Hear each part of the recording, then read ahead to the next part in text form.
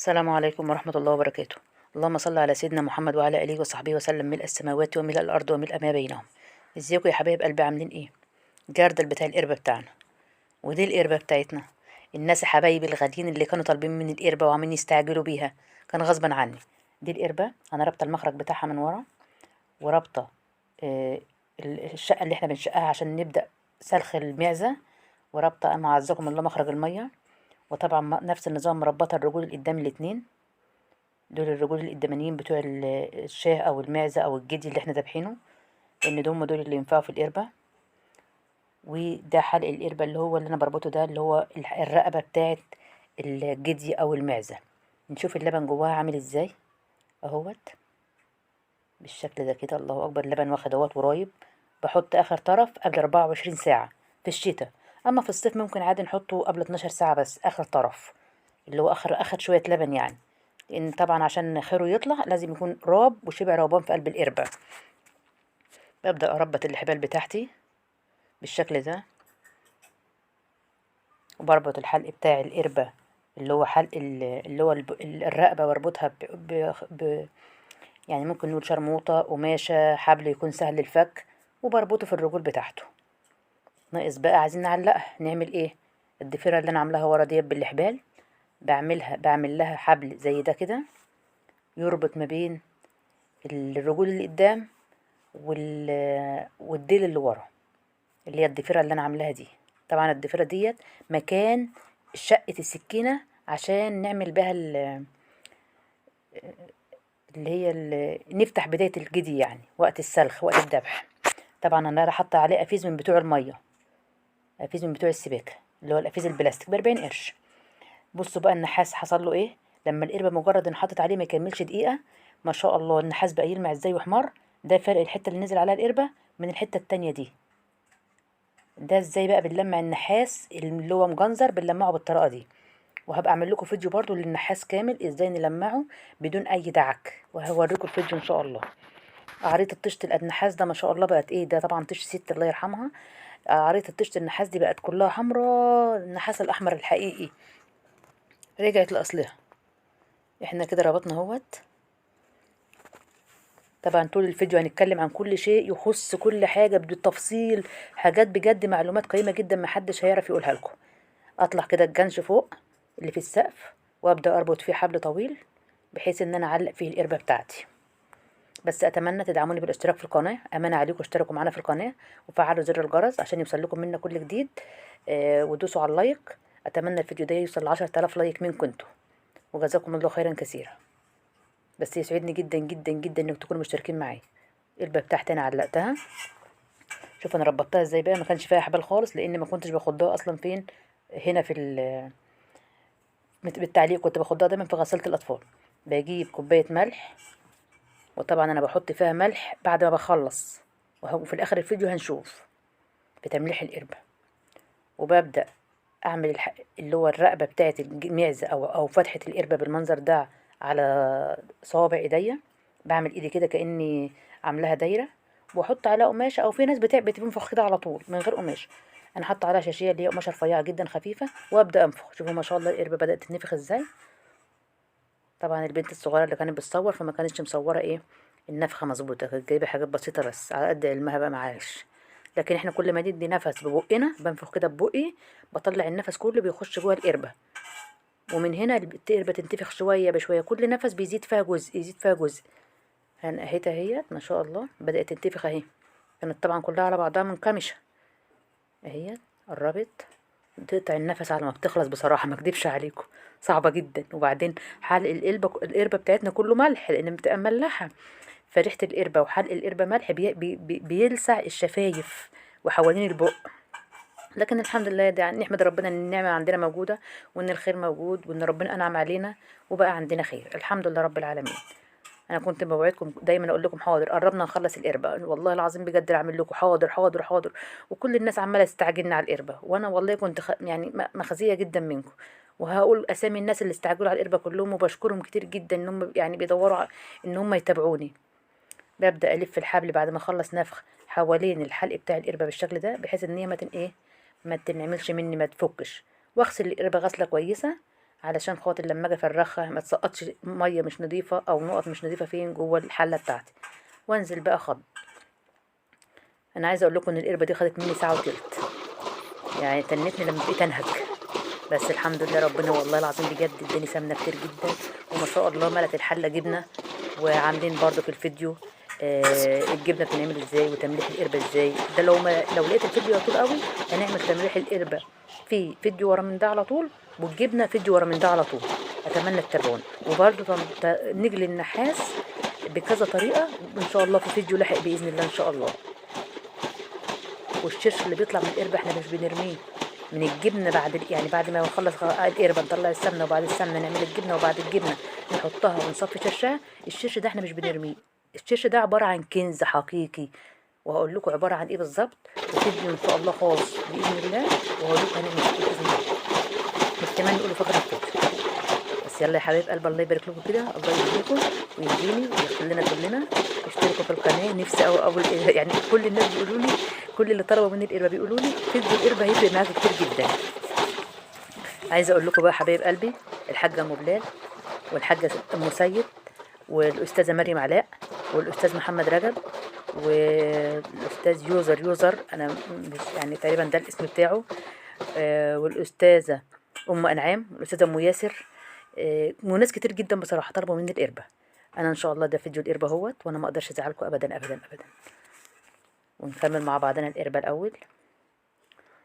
القربه طبعا عايزين نشوفها بقى طلعت ولا لسه. انا بقى لي ساعه بدق، لسه موششه. شفت القربه طالعه عامله ازاي على ايديا؟ اللبن يا دوبك عامل رغاوي. الرغاوي دي يعني هي اول مرحله من مراحل السمنه، بس مش لسه بدري عليها على ما تطلع لان الجو ساقع ومرطب. فاعمل ايه؟ دخلت جبت ميه سخنه، سخنت ميه زي ما انتم شايفين، يا دوبك ايدي مستحملاها وما تبقاش سخنه قوي عشان ما تنزلش على القربه من جوه على اللبن تسيحه. طبعا انا حطيت، ما سيبوش بقى في نفس المنطقه، لا اهزها علشان شويه الميه السخنين يتوزعوا في كل انحاء اللبن جوه. وابدا انفخها من جديد بقى بكده اهي، والميه والنفس بيخش. اديني كده نفخت القربه تاني اهوت. الحمد لله ربنا قواني. يا رب يا حبايبي تكونوا مبسوطين، ويا رب يا رب يعني تفضلوا متابعين معايا دايما. والاستاذه دودي عمري ما هنساها.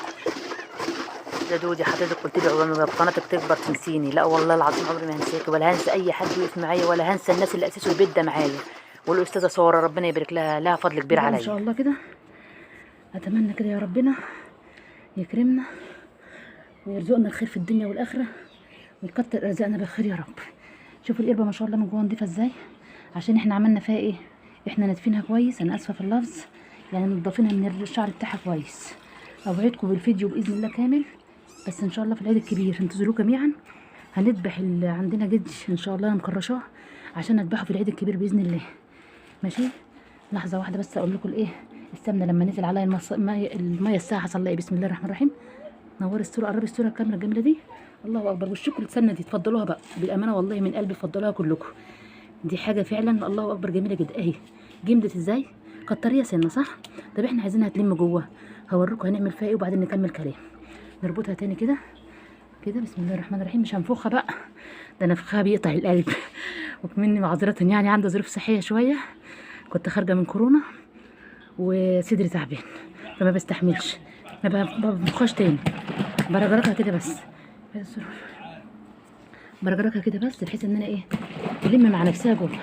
ان شاء الله اكمل لكم بقى في العيد الكبير ان شاء الله كده من غير مقاطعه. ربنا يقدرنا ويعود علينا وعليكم يا رب الايام بخير. وهنعمل ايه؟ هنذبح جدي جميل جدا، هو صغير الا شويه بس حلو. القربه بتاعت الجدي بتختلف عن قربه المعزه، بتبقى احسن كتير. هنذبحه مع بعضنا، وانا اللي هذبحه باذن الله، وانا اللي هسلخه وهنفخه بالعود الحديد والمنفاخ او بالبوصه او بالخرطوم، هنشوف اللي ربنا يأذن بيه ساعتها. وبعد كده بعد ما ننفخه نبدا نسلخه، وبعد ما نسلخه واسله القربه عنه نبدا بقى نشفيه ونقطعه حته حته مع بعضنا، ونشوف ازاي بيتقطع، ونطلع الطحال ونطلع الكبده ونطلع كل حاجه لوحدها باذن الله من غير مقاطعه كده. وبعد كده نستلم بقى نعمل القربه صح ازاي. بنملحها من الاول ونحط عليها الجير ازاي، او نشوف ايه الماده اللي ممكن تنفع اكتر حاجه ممكن تعمل فيها تطلع الشعر منها، وبتقعد قد ايه. وبنشوف احنا نجيب ونحلقها بالشفره ولا بمكنه الحلاقه، وطريقه الحلاقه ايه. طب وبعد ما نحلقها بيتفضل شعر رفيع هنطلعه ازاي، وبنشدها بالحبال ازاي، وبعد ما نشدها بالحبال بنبدا تاني ننفخها ونحط في قلبها شرش وقوالح او سلك مواعين او ليف او ورق ذره، وبنبدا نرج فيها الايه، نرجها يعني عشان إيه؟ انا تعبانه مش قادره اتكلم، بس معلش سامحوني، انا عارفه ان انتوا عذريني. القوالح والحاجات الخشنه اللي موجوده جوه القربه بتنها ريحه جايه، فبتطير اي بواقي شعر واي شيء جوه القربه. اتمنى ان شاء الله باذن الله ربنا يقدرنا كده ونعمله مع بعضنا. دلوقتي القربه خلاص جمعت سمنتها جوه، هنبدا نفرخ مع بعضنا بقى. بسم الله الرحمن الرحيم. اهيت هنعمل معاكم خطوه خطوه. الجماعه اللي قالوا لي اعملها من غير مونتاج عشان ناخد شوف الفيديو كامل، معلش هو الفيديو كان هيوصل حوالي ساعه ونص، بس انا هقطعه على قد ما اقدر وهسرح فيه على قد ما اقدر عشان طبعا ما تكونش تقيله عليكم. مش هينفع الفيديو يطلع ساعه ونص. هو تعبها كان كتير. بسم الله الرحمن الرحيم. الله اكبر الله اكبر. بس رفعها ازاي من ورا بتاعت فوق شويه بنزل باللبن اهو. هذا الصوره على اللبن اهي، كمان الصوره في الدنيا اهي. طبعا معلش انا شفت ان انا اقوم اهي. بص السمنه بقى اهي هي اللي هتنزل اهي. بص السمنه طبعا انا غسله القربه كويس عشان ما تنقطش بقى، انا كنت بغسلها في الاول عشان كده اهي. بسم الله الرحمن الرحيم. تسلق بالقربه حلو، صوره حلوه اهي. بص والله انا بتكش عليها، انا رافعاها من فوق بس، هتصير البيت شويه كده، انا رافعاها من فوق بس اهي كده. فجت من جوه ما فضلش فيها حاجه. دي القربه طبعا انا مش هغسلها من جوه لسبب، القربه هسيبها للمره الجايه. القربه ما شاء الله من جوه فاضيه ازاي ونضيفه. هوريكم بقى القربه لما انا اللي عاملاها على ايدي. بصوا اطلعوا معايا كده، مش هتلاقوا شعريه واحده فيها. الله اكبر. القربه اهي انا بقلبها لكم من جوه اهي، بقلبها من جوه اهوت اهي. انا بقلب القربه من جوه اهيت معاكم واحده واحده. بسم الله الرحمن الرحيم اهي. القربه الله اكبر اهي. انا قلبت لكم القربه كلها لبره لاول مره على اليوتيوب. الاخلاص في الكلام اهي. حته سمنه كمان يرزقكم واسع اهي، واقفه ازاي في حشايها جوه. طبعا دي مش هتضيع علينا ان شاء الله، ما نحط فيها لبن جديد اهي. في سمنه تاني جوه الله اكبر. رزقكم واسع والله العظيم بجد حاجه تفرح. انت هتخلوني بقى ايه اعملها كل مره بالشكل ده عشان ايه؟ انا فرحت. عودتوني لزمان زمان ياما كان الواحد لا شايل هم ولا غم، مرتاح نفسيا والدنيا مظبوطه. يلا الحمد لله، وما بكم من نعمه فمن الله. الله عظيم، الله لطيف بعباده، الله لطيف بعباده. بس دي السمنه بتاعتي ماشي. الله اكبر جميله اهي ما شاء الله. رزقكم واسع بألف هنا وشفا لكل اللي نفسه فيها منكم طبعا. والله لو اعرف طريقكم واحد واحد لا احط قدها مره واثنين وثلاثه واجيبها لكم لحد بيتكم ان شاء الله. انا هطلعها على ميه ساقعه زي دي كده، ميه ساقعه اهيت ماشي، يا ميه من الحنفيه عادي. بس بحيث ليه بقى، هي طبعا الجو شتا بس نرجع لورا عشان الصوره تجيب من الناس مظبوطه، ميبقاش حرام علينا ان احنا اذا لو عايزين نعملها زرار اهي. دي الزر اسمه الزر كده بالشكل ده كده اهي. الله اكبر ماسكه نفسها والله العظيم بجد. انا عايزه اقول حاجه بجد فعلا انا اكتشفتها دلوقتي. خليها كبيره شويه اهي ماشي، نكبرها شويه بحيث انها تقرب من الرطل. هي فعلا بجد يعني انا النهارده بجد لقينا نفسنا ان احنا لما سيبنا قدمنا تهنا والله العظيم بجد. الخضاضه ما بتطلعهاش حلوه كده ابدا، ما بتطلعهاش زرار حلوه كده ابدا، ولا باللون بتاعها جميل دي رغم انها سمنه بقري، الا انها مديه على الخضران، يعني خضران البرسيم بتاع ايام الشتاء اللي هو احنا فيه ده. الله اكبر اهي. ادي زر اهوت، ده زر. بصوا بقى لما بحطه في ميه ساقعه اهو اهو. الله كده خلاص. الله اكبر. اتمنى بقى منكم احلى لايك منكم، يعني مش هقول لكم قدروا مجهودي، هقول لكم بس انتوا اهل كده يعني. انا اسفه كنت بنهج، انا يمكن كلامي كله مش واضح وما حبيتش ان انا مثلا اسجل كلامي بعد كده على الصوره، لا انا حبيت اعمل لكم حي زي ما انتوا طلبتوا. قدرت ان انتوا طلبتوا الطلبات دي كتير قوي ونفسكم قوي قوي ان انا اعمل لكم الحاجه دي، فعلشان كده انا ما بخلتش عليكم بيها. خلي الصوره بعيد شويه عشان ايه تطلع الصوره كامله الجماعه يشوفها كلهم اهي. بسم الله الرحمن الرحيم. الله اكبر. الله عاملاه من ناحيتين ازاي بصوا اهي اهي، ومن الناحيه التانيه اهي كانه مخروط اهي. بسم الله الرحمن الرحيم. ده رطل. يعني ايه رطل بقى؟ حطه في الماء الساقعه جنب اخوه. وعايزه اقول لكم على حاجه جميله قوي. تعرفوا ان انا كل مره لما بنخضها في الغساله ما بتبقاش كتيره ما شاء الله كده والله العظيم بجد. يمكن انا قلت رغم ان احنا عندنا ايه يعني ده لبن بقري حاجه بسيطه، ما بنحطش في البقره في القربه كتير، فما شاء الله الله اكبر، يعني رزقكم فعلا واسع. وعايزه اقول لكم الرطل يعني ايه، والكيلو يعني ايه. الكيلو اكبر من الرطل ب2 وربع، يعني الرطلين وربع بيساوي كيلو، يعني ده عباره عن 400 جرام وكسر بسيط معايا، 400 جرام وكسر. الرطلين وربع من دولت بيساوي 1 كيلو. طيب عايزه اقول لكم بقى، طب الرطل بكام؟ الرطل عندنا هنا في الارياف ب40 جنيه، يعني الكيلو بكام؟ 40 و40 80، وربع ال80 كام؟ ربع ال40 كام؟ 10، يعني الكيلو ب90 جنيه. المعلومات دي انا ببخلش عليكم بحاجه، لان بامانه انا بحبكم، ومش بعمل والله العظيم عشان مشاهدات، ومش بعمل عشان خاطر فلوس. انا لو ما كسبتش فلوس خالص يكفيني ان انا كسبتكم انتوا بس. انتوا حاجه كبيره جدا بالنسبه لي، انتوا عيلتي التانية، ومش عايزه اقول لكم انها الاولانيه بس. بلمها كلها بالشكل ده كده اهيت. طب انا عايزه الم الباقي، اعمل فيه ايه؟ فاسترها فوق عشان اشوف كده كده اهو، كده اهو. بعد الحله بس الاول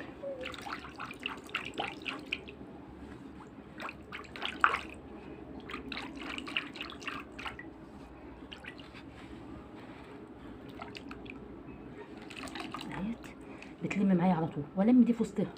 الحته اللي انا قدمتها قدام دي هي اللي هتلم معايا الصوره. المنظر ده قربي اهيت اهيت. وهنعرف دلوقتي بقى هنعمل ايه في اللبن ده، ونحوله لجبنه. وهنعمل ايه في الجبنه دي عشان تبقى جبنه رايبه او جبنه قريش. بنحطها فين؟ بناكلها بقى كده، بتبقى طعمها جميل جدا.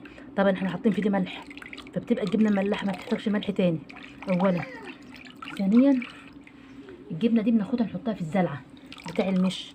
لو انتوا رجعتوا للفيديوهات بتاعتي هتلاقوني عامله فيديو للمش جميل جدا، وازاي بنحمر المش، وازاي بنحب نحافظ عليه، وازاي بنخلي الشطه الحمراء فيه. وان شاء الله في فيديوهات تصفيه المش احنا هنعملها مع بعضنا، بس ما وعدتكوش دلوقتي لان اللي يعملها اصلا تعبان جدا، وانا ما ينفعش احط دي فيها عشان صدري تعبان. فان شاء الله لما الظروف تتحسن والله. كل الناس اللي طلبوا مني السمنه اتفضلوها بالهنا والشفا، ما تغلاش عليكم ابدا، انتوا تستاهلوا اكتر من كده بكتير. واشكركم على المتابعه، والف هنا وشفا حبايبي. عايزين بقى نسوي الجبنه على النار. بنولع النار بتاعتنا نص يعني العين تبقى نصها بس، ما تبقاش لا هي عاليه أوي ولا هي واطيه قوي. بحط عليها اللبن بتاعي وبسيبه حوالي 5 أو 6 دقايق. نبص بقى على الجبنه بتاعتنا، هي طبعا باجي في الوسط، انا ما صورتش اللقطه دي، بشقها بطبق كده او بس بالطبق يبقى احسن من الكبشه يعني. واروح مره على علامه زائد كده فيها، مره رايحه بالعرض ومره رايحه بالطول، بس ما كترش عن كده عشان خاطر ما تطلعش معايا بايشه في قلب الشرش. الجبنه بتاعتنا هي ما شاء الله بعد حوالي 5 دقايق، بصوا الشرش فصل لوحده اهو، واللبن عمل جبنه اللي هي الماده الدسمه اللي فيها. طبعا هنكمل بقيه الجبنه مع بعضنا وهنعرف هي انعملت ازاي. بس عشان ما اطولش عليكم الفيديو هعملها فيديو جديد لوحدها ان شاء الله باذن الله، لحد ما نحطها في الحصيره ونقطعها ونحطها في الشكاره كمان. طبعا الميه بتاعه الحله هي ايدي بتنحط فيها، ما هياش غاليه ولا حاجه، للعلم بالشيء عشان تعملوها بنفس الطريقه دي ان شاء الله.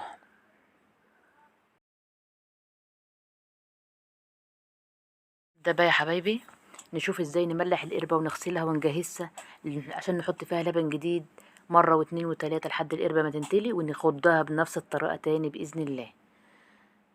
بغسل القربة طبعا وهي متعلقة بالشكل ده كده، وبدعكها كويس كأني بدعك قماشة في ايديا عشان اضمن انها مش هتدوب. طبعا احنا في الشتاء نسبة التدويب بتاعها بسيطة جدا، لكن في الصيف طبعا بتدوب باستمرار والدود بتاعها يبقى كتير لو ما اهتمناش بيها. فدي الطريقة الصح عشان نهتم بيها. وبخلي الحلق بتاعها مقفول، ما بحطش جواه اي حاجة، علشان ده اللي هيروب اللبن الجديد اللي احنا هنحطه باذن الله. يفضل فيه كأنها خميرة كده بتخمر اللي بعد منها من اللبن اللي جاي، بس طبعا ده بتروبه. وبفكها وبنزل بها فين بقى؟ في قلب الجردل بتاعها تاني. اتمنى تدعمونا بالاشتراك في القناة وتفعيل زر الجرس وتدوسوا على لايك، ما تنسوناش. وانا اسفه ان الفيديو طويل عليكم، بس انا والله العظيم بجد قطعته اكتر من لازم وصرحته جدا جدا، يعني الفيديو ده استمر اكتر من ساعة ونص معايا، بس عشان خاطركم والله كل شيء يهون. بنزل بها بقى فين بعد ما غسلتها الغسله النظيفه ديت؟ على الجردل اللي هي كانت فيه الميه بتاعته دي. انا مش هرميها لانها الميه لسه نضيفه، انا مغيرها الدور اللي فات، وما شاء الله فيها ملح، نسبه ملح زياده كده مكتره فيها الملح. وده الميه دي انا مش بحطها من عند، ده القربه هي اللي بتسليها، القربه اللي بتنزلها. يعني ما بحطش على القربة مية خالص عشان محدش يحط مية نهائي، المية بتدوتها. الملح بقى ده انا هنزل بيها ملح القربة بتاعتي كلها بالشكل ده كده، عشان نحافظ عليها وما تتقطعش وما تنهرش، لانها طبعا من عبارة عن جلد وجلد حيوان، فسهل جدا انها تنهري او تنشف. وراعي ان هي تفضل على طول مغروزة في المية، او يعني المية مغطياها علشان ما ينشفش جزء منها ويتقطع بسهولة. وبعد كده بحط الملح جواها، مجرد كوباية ملح، لسبب عشان اللبن اما ينزل عليها ما يتخليش متخرصي، ما يبقاش فيها خرز يعني عبارة عن حب صغير جدا من الجبنة متجمع جواها. اللبن بيحصل له عملية تخريز، وده بيطلع في قلب الجبنة بتاعتي وبيخلي الجبنة تفصل عن بعضها. القربة ما شاء الله نضيف اهي، بحط فيها شوية ملح. يا رب يا رب الفيديو يكون عجبكم، وانا اسفه كنت طولت عليكم، ومبسوطه قوي بجد والله العظيم ان انا عملتها، مش عشان خاطر ان انا عملتها، لا، عشان انا بسطت ناس كانوا منتظرينها واللي انا ذكرتهم، وفي ناس كتير انا نسيت اقولها، مع انا اسفه سامحوني لو نسيت حد. الحاجه ام بلال والحاجه ام سيد والحاجه ام ياسر والاستاذ محمد رجب والاستاذه ساره والحاجه ام انعام، بصراحه في ناس كتير، والحاجه والاستاذه مريم علاء. واشكركم جزيلا جدا، بس ناس كتير.